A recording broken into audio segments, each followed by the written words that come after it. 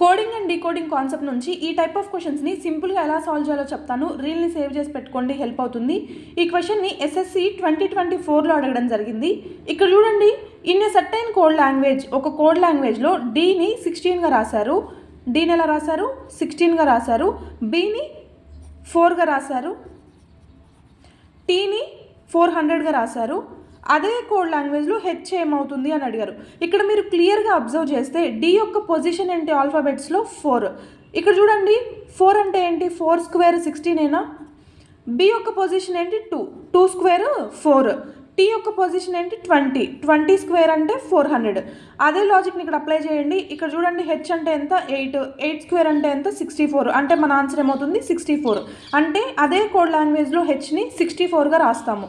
Same ఇలానే ఈ code లాంగ్వేజ్లోనే ఈని ఎలా రాస్తారో ఆన్సర్ని కామెంట్ చేయండి.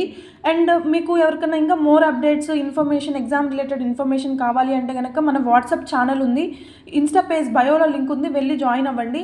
ఈ పేజ్ని నచ్చితే కనుక ఫాలో చేసి లైక్ చేయండి వీడియోని.